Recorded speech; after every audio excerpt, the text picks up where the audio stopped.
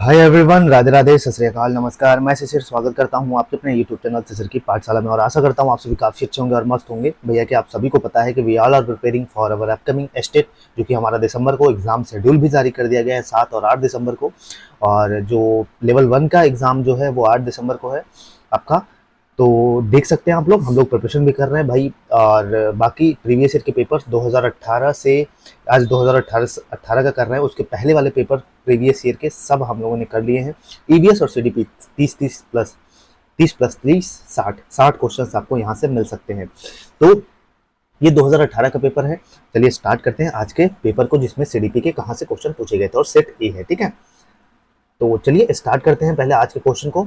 जो सीडीपी के क्वेश्चन पूछे गए थे, विकास के संबंध में निम्नलिखित में से कौन सा सार्थक तथ्य है। देखिए, विकास के संबंध में पूछा है क्वेश्चन, मतलब कि डेवलपमेंट, मतलब इनमें से कौन सा एक सार्थक तत्व का मतलब ये है कि सिग्निफिकेंट है या इंपॉर्टेंस है, फैक्ट जो सही है किसके डेवलपमेंट को लेके। तो इसमें आइए देखते हैं।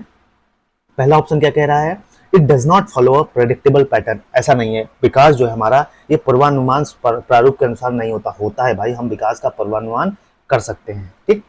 यह आनुवंशिकी और वातावरण की अंतःक्रिया का परिणाम है, बिल्कुल है, ये बात है, ठीक है। हेरिडिटी और एनवायरमेंट का, सभी व्यक्ति समान दर से विकास करते हैं। All individuals have similar rates of development, ये भी सही है। विकास विशिष्ट से सामान्य की ओर अग्रसर होता है। डेवलपमेंट जो है हमारा किधर, स्पेसिफिक टू जनरल की तरफ चलता है।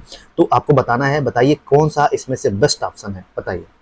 तो बिल्कुल इसको काट देते हैं, इसको काट देते हैं, इसको काट देते हैं। इसका राइट आंसर दूसरा हो जाएगा। विकास जो है हमारा किसका, H into heredity into environment. हमारा जो डेवलपमेंट है ये हेरिडिटी और एनवायरमेंट का परिणाम है, ठीक। चलिए आगे चलते हैं क्वेश्चन नंबर दूसरे पे। एक बालक जिसे मानव संपर्क से पृथक बड़ा किया गया, the child is raised in an isolation from human contact often so extreme,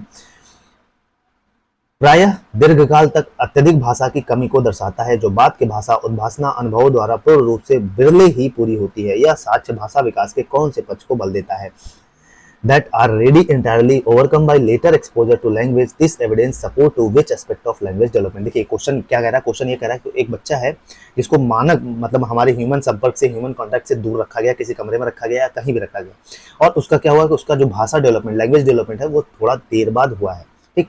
जो पूर्ण रूप से लैंग्वेज डेवलपमेंट है वो देर बाद हुआ है।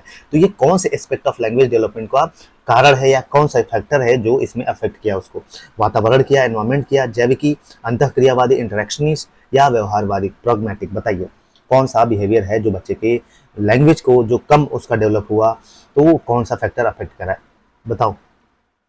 बिल्कुल एटमॉस्फेयर, वातावरणीय, इन्वायरमेंटल फैक्टर है भाई। बच्चा कॉन्टैक्ट मतलब ह्यूमन कॉन्टैक्ट से दूर रहा, उसने बाहरी दुनिया को देखा ही नहीं, तो जिसकी वजह से उसके भाषा का जो विकास है वो बहुत कम हुआ। आगे चलते हैं, क्वेश्चन नंबर थर्ड क्या कह रहा है, Which of the following strategies of teaching learning is obstacle in developing creativity। मतलब कह रहा है कि इनमें से कौन सा हमारा टीचिंग लर्निंग स्ट्रेटेजी है जो हमारा शिक्षण अधिगम कौशल है जो क्रिएटिविटी को मतलब बाधा पहुंचाता है, क्रिएटिविटी को रोकता है, ठीक। विद्यार्थियों को लचीले ढंग से चिंतन में सहायता करना, help student to think in flexible ways, बिल्कुल ये सही है अभी तक, ठीक है। विद्यार्थियों को जोखिम खतरा उठाने के लिए प्रोत्साहित, नहीं भाई, जोखिम का है, खतरा उठाने के लिए उनको कहेंगे। शिक्षण अधिगम के दौरान विद्यार्थियों को अनियंत्रित करना, over control, student over control नहीं करना है भाई, ठीक। विद्यार्थियों को अध्यवसायी और विलंब संतुष्टि हेतु मार्गदर्शन प्रदान करना, guide student to be persistence and delay gratification. बताइए इसमें से कौन सा राइट आंसर है, तीसरे का राइट आंसर बताइए। तो बिल्कुल आपका क्या होगा, इसमें बाधा पहुंचाती है, ठीक है। ये क्वेश्चन पूछा है कि इनमें से कौन सा बाधा पहुंचाता है, तो मतलब नेगेटिव आंसर है। तो नेगेटिव आंसर कौन है, थर्ड है, ठीक है। शिक्षण अधिगम के दौरान बच्चों को ओवर कंट्रोल नहीं करना चाहिए हमें, ठीक। चलिए आगे चलते हैं, क्वेश्चन नंबर 4।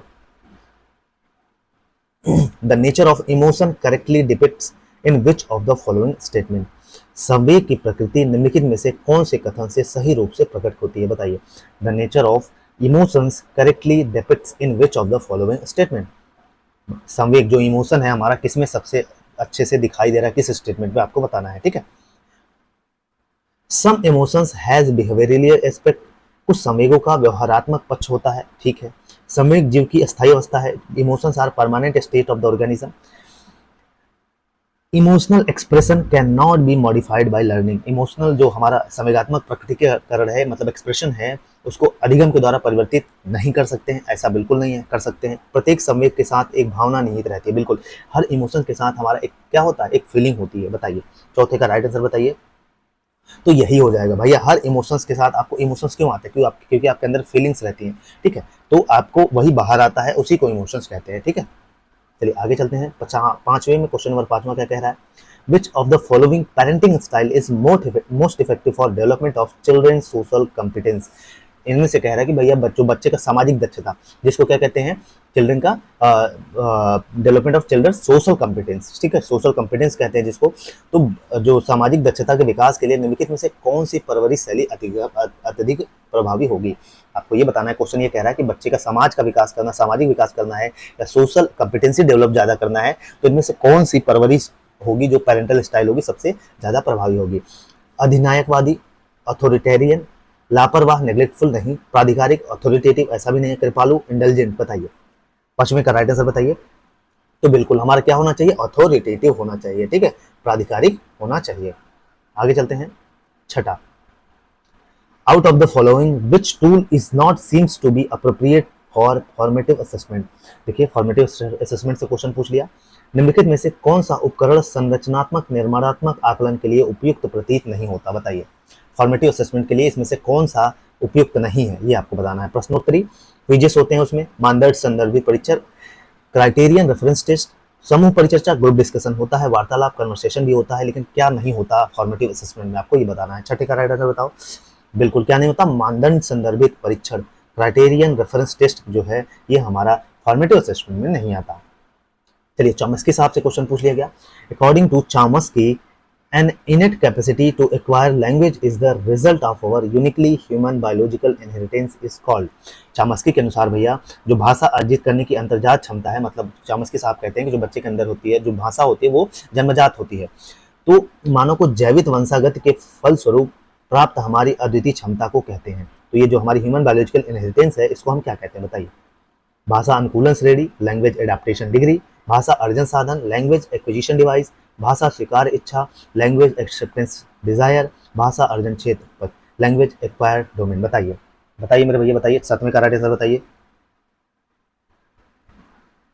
सातवें का राइट आंसर आपका क्या हो जाएगा, दूसरा भाषा अर्जन साधन, लैंग्वेज एक्विजिशन डिवाइस इसको कहते हैं, क्या, लैंग्वेज एक्विजिशन डिवाइस। ठीक, आगे चलते हैं, लैड इसको बोलते हैं हिंदी में। आठवें क्वेश्चन है, the term inclusion means educating a child with special need in the regular classroom for. समावेशन का तात्पर्य है एक विशेष आवश्यकता वाले बालक को नियमित सामान्य कक्षा में शिक्षित करना।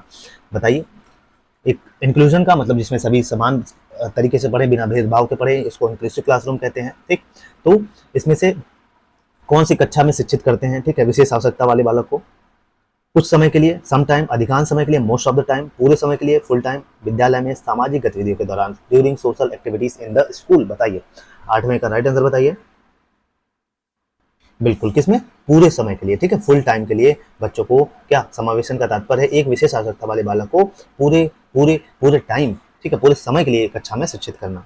आगे चलते हैं, नौवां क्वेश्चन क्या कह रहा है, which of the following is a supplementary law of learning propounded bye Thorndike. मतलब इनमें से कह रहा है कौन सा एक अधिगम का नियम है जिसको किसने, थॉर्नडाइक ने प्रतिपादित किया था। आपको बताना है, लॉ ऑफ रेडीनेस तत्परता का नियम, बहु अनुक्रिया का नियम, लॉ ऑफ मल्टीपल रिस्पॉन्डिंग, अभ्यास का नियम, लॉ ऑफ एक्सरसाइज, प्रभाव का नियम, लॉ ऑफ इफेक्ट। बताओ मेरे भैया, नौवें का राइट आंसर बताओ। बिल्कुल किसका राइट आंसर क्या हो जाएगा, बहु अनुक्रिया का नियम, लॉ ऑफ मल्टीपल रिस्पॉन्डिंग। ये किसके द्वारा, पूरक अधिनियम नियम है जो थॉर्नडाइक के द्वारा बताया गया था। चलिए नेक्स्ट चलते हैं क्वेश्चन नंबर 10 में, learning disabilities can be appropriately defined as. जो अधिगम योग्यता जिसको हम लर्निंग डिसेबिलिटी बोलते हैं उसको कैसे परिभाषा किया जाता है, कैसे डिफाइन किया जा सकता है बताइए। यह बाह्य है और शैक्षिक और सांस्कृतिक वंचना से होती है। It is extrinsic and due to educational and cultural deprivation. दूसरा, यह आंतरिक है और केंद्रीय तंत्रिका तंत्र को दुष्क्रिय से होती है, मतलब ये अंदर से होता है, ठीक है, आंतरिक बीमारी है। और इस किसकी वजह से होता है, सेंट्रल नर्वस सिस्टम के डिसफंक्शन से होता है। तीसरा कह रहा है यह बाह्य है और सामयिक विक्षोभ बाधा से होती है। It is extrinsic and due to emotional disturbance, ये बाह्य है, बाहरी तरीके से होता है, बाहर मतलब दिखाई देता है और इमोशनल डिस्टर्बेंस की वजह से होता है। चौथा, यह आंतरिक है और मानसिक मंदता से होती है, ये अंदर से होता है और किसकी वजह से होता है, मेंटल रिटार्डेशन की वजह से, हमारे दिमाग में कमी की वजह से। बताइए 10वीं का राइट आंसर बताइए। बिल्कुल बिल्कुल बताइए। इसका राइट आंसर आपका क्या हो जाएगा, सेकंड हो जाएगा। यह आंतरिक होता है भाई और केंद्रीय तंत्रिका तंत्र के दुष्क्रिया से ये आंतरिक होता है और ये सेंट्रल नर्वस सिस्टम डिसफंक्शन मतलब काम करना बंद कर देता है, जिसकी वजह से क्या होता है, अधिगम अयोग्यता होती है या लर्निंग डिसेबिलिटी होती है। आगे चलते हैं, क्वेश्चन नंबर 11 क्या कह रहा है, Which one of the following category of intelligence is not suggested by Howard Gardner in the multiple intelligence theory? कह रहा है कि निम्नलिखित में से बुद्धि की कौन सी श्रेणी हावर्ड गार्डनर के द्वारा उनके बहुबुद्धि सिद्धांत में नहीं सुझाई गई, बताइए। मतलब जो हावर्ड गार्डनर गार्डनर साहब हैं उनमें से कौन सी ऐसी बुद्धि है जिसको उन्होंने नहीं दिया था, बताइए। गणितीय कौशल, मैथमेटिकल स्किल, संगीत कौशल, म्यूजिकल स्किल, अंतर्व्यक्तिक कौशल, इंटरपर्सनल स्किल, व्यवहारिक कौशल, प्रैक्टिकल स्किल, बताइए। 11 का राइट आंसर बताइए। बिल्कुल बिल्कुल, इसका राइट आंसर क्या हो जाएगा, इसका राइट आंसर आपका चौथा हो जाएगा, व्यावहारिक कौशल, प्रैक्टिकल स्किल जो है ये किसने, हमारे बहुबुद्धि के सिद्धांत में हावर्ड गार्डनर साहब द्वारा नहीं दिए गए थे। लगभग इन्होंने 8-9 की बुद्धि के बारे में बात की थी, ठीक है। और इसके बारे में हम पढ़ाएंगे, जल्दी आपको पढ़ाएंगे, ठीक है। 15 से 20 दिन में पूरी सीडीपी और ईवीएस खत्म कर देंगे।